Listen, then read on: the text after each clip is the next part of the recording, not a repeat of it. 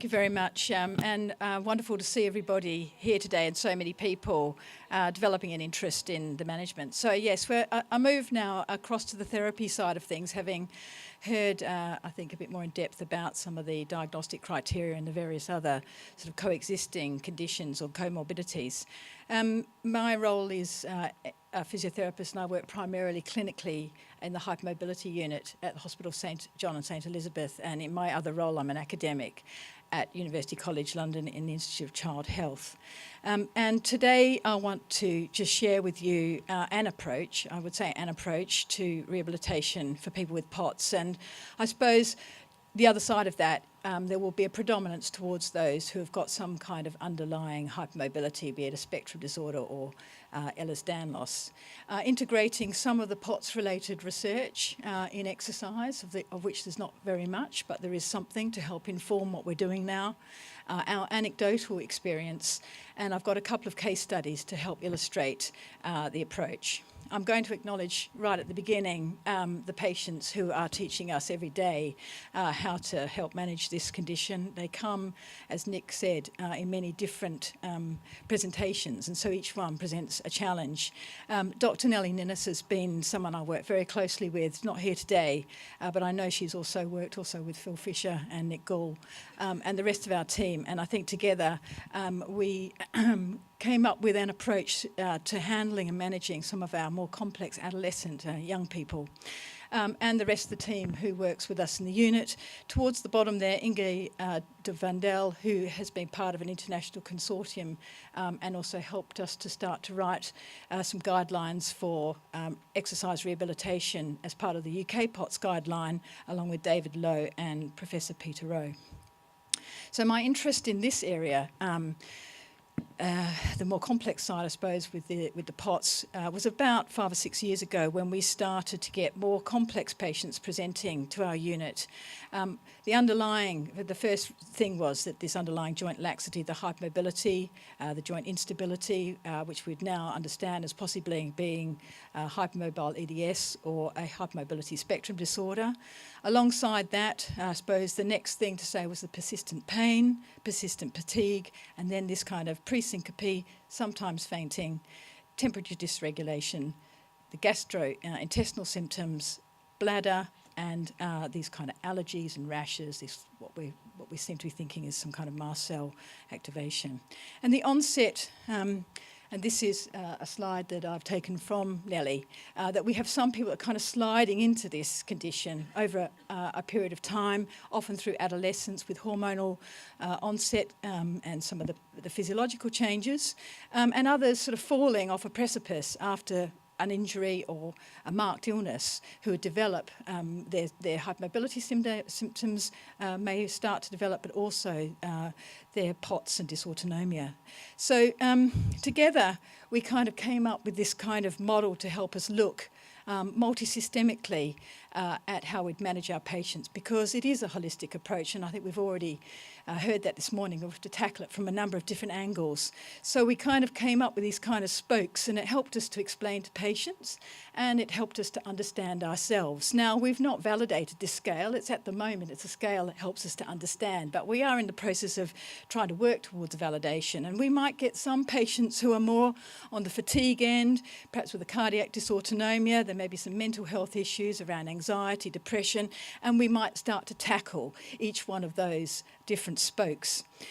Others may have more musculoskeletal symptoms, so you can see the shapes of the patients presented to you, and you can plan your way through the management. And some, the most complex, having this whole big complex spectrum presented to us. And as many of you will know who are working with these clients, is how to, they're often looking for answers, looking for more diagnoses, looking to understand.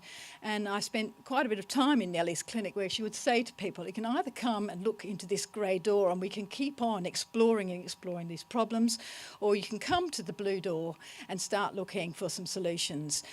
So we've taken a problem-based approach, exploring the expectations with the patient and trying to help them move towards the blue door, which is about starting to manage their symptoms as we start to understand more the complexities. So they've got the choice. And then I suppose in terms of the rehabilitation principles as a therapist and part of the therapy team, I felt my role and the colleagues that I work with, our role is then to start to reassure, to start to think, actually, this isn't a heart attack. These chest pains that you're having, this tachycardia is not going to lead to death. And they've heard that, might have heard it from their cardiologist, but then to be able to reassure those kind of things that they might be worrying about. We have to start to think about pacing, because there's often these kind of boom and busts on, as you'll know, with these dysautonomias, or whether you're working with chronic patients, they'll often have these fluctuating symptoms, and on a good day they'll do a lot and too much, and then they'll drop down into a bad cycle. So part of our role is to help to kind of pace, to agree and set some kind of realistic goal, I think is quite helpful, because otherwise they're, as I said, tipping and turning with each turn of their dysautonomia and their pain. Some kind of cognitive behaviour approach. We have some psychologists that we work with, but of course that's not going to be available to all people. So I think we've had to learn some of those cognitive behaviour approaches ourselves to help people move forward. And that might involve some relaxation training as well, mindfulness. We have a medical hypnotist that we sometimes use as well with really complex patients who find it hard to penetrate with talking therapies. The hyperventilation Nick talked about often coinciding with the anxiety, which may be physiologically driven or psychologically driven. So breathing exercises, very, very helpful. Sleep management, because fatigue is often playing such a big part, actually helping people to sleep better through sleep routines, timing of food, because if they're eating very late or exercising very, very late, then that can actually trigger a tachycardia. Screen time, so there's a number of things, darkened rooms. So we've got a range of different ways that we start to manage sleep. And more recently I've been using the Sleepio app, which is an app that's been developed at Oxford University, very helpful, which gives very good feedback to people. So the Sleepio app's quite good for those who have got sleeping problems. And then, we're not prescribing the medications, but we're often there to be able to help monitor and to ensure that those medications are taken, because for a lot of people, they don't not necessarily complying, but we can help to ensure that. And often those medications can be very complex if you're dealing with all those different, axes on that scale I showed you. And then further advice on the non-pharmacological treatment, which has already been highlighted, but I think we're there to reassure and sometimes to also reinforce the dietary advice that's been given. But our main role will be to design and implement some kind of functional rehabilitation program. And in that, it's usually along the lines of some kind of reconditioning. And there is evidence to suggest that orthostatic intolerance and POTS are related to deconditioning. We don't know whether it's the cause. We don't know necessarily whether it's the effect. But the reality is there is a relationship, and deconditioning negatively influences cardiovascular function. So we need to be dealing with and improving exercise tolerance on the premise that long-term benefits of physical fitness will counter orthostatic intolerance, increasing blood volume, increasing cardiac output, enhancing vascular compression, improving the endothelial function, and also improving the baroreflex. So there's good reason to exercise, and as physiotherapists, I think that's one of the main reasons why we become therapists, because we think we can impact and make a difference. Nick already showed you this particular study, but it's one of the ones that helps to underpin that exercise can be helpful. It's one of the only well-controlled studies that have been done. And it showed after 3 months that 10 out of 19 cases no longer would have met the diagnosis of POTS, and there was a significant reduction in upright heart rate and improved quality of life. When you read deeper into this paper, what you'll see is in the exclusion criteria that those with hypermobility or EDS were excluded. So I kind of put this to one side and thought, well, there's something helpful here, but the population that I'm often dealing with has been excluded. So moving along in the literature a little bit further, the same team also did a study that looked at a beta blocker versus exercise, and helpfully, I suppose, has shown us that potentially exercise could even have a better role than beta blockers in some circumstances, but again, the hypermobile EDS population isn't in that, it's been excluded. But there are side effects of medications, and often patients don't feel comfortable taking those medications, and therefore, again, exercises, we've got some good support to suggest exercise will be helpful, because the beta blockers, as we've heard, can cause fatigue, the fludrocortisone can cause hyperkalemia, and we've got others that can cause hypertension. So in terms of planning a rehabilitation program, based on the evidence that's around at the moment, is we're trying to improve cardiovascular fitness. We want a better stroke volume, and we want all those improvements that we've seen. And generally, we will focus our attention to the lower limbs in terms of managing the POT symptoms to try and get an improved vascular return. So it might be that we start with chair pedals, it might be a reclining bike. Generally, we'll start in some kind of recumbent position unless our patients can tolerate the upright.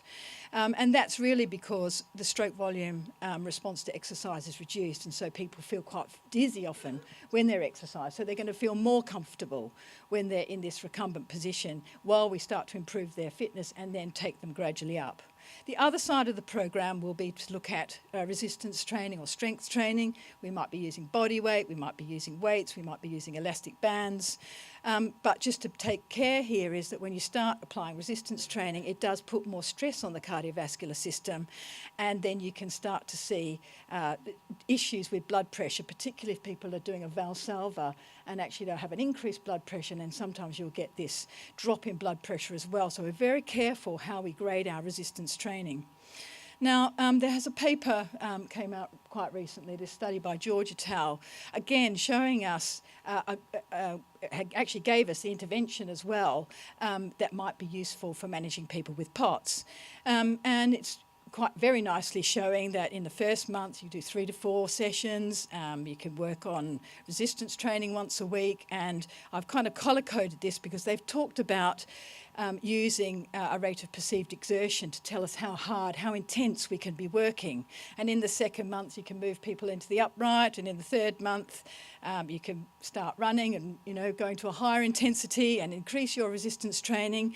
And by the end of the 3 months, everyone's going to be feeling a lot better.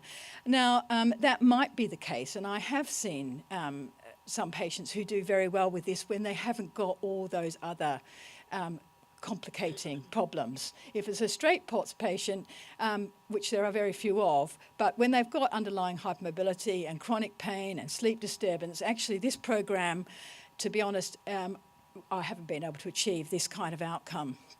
So my reality, and probably the reality of the other therapists in the room, would start to look more like, in the first month we might be doing 4 to 5 sessions of exercise, but it's likely to be somewhere between 2 and 10 minutes of cardiovascular, working at a very low rate of perceived exertion. And because of the underlying hypermobility, we will be doing some strength work, perhaps what we call motor control work, some proprioceptive work to start to deal with the underlying instabilities. And then we'll start in the second and third month to be able to start to move people potentially up into the upright, some more functional approaches. And then in the 4th to 6th month, we're starting to get somewhere where we need to be. And we've now got some research evidence that's coming out of Imperial in the hypermobility world to show us that actually our patients who have underlying hypermobility syndrome are very, very much weaker than others, and because they're starting from a different place. So that's why it takes so much longer, I think, to take these more complex patients through. So the top tips, this is my last slide, I think give hope would be one of the things when you're seeing a lot of these complex cases. The holistic approach we've started to hear about already, tackling the problems in a team. Finding a baseline is very important in terms of the therapies, progressing steadily, obviously with the drinking before and after when we're exercising to the therapist. Psychological support is going to be useful in some way through our own training or hopefully through the help of others. Graduate slowly, and if they've got an underlying hypermobility issue, then you need to tackle that as well. So we need to incorporate that into the exercise training. So that's my talk. Thank you very much for listening, and I've got some questions later on.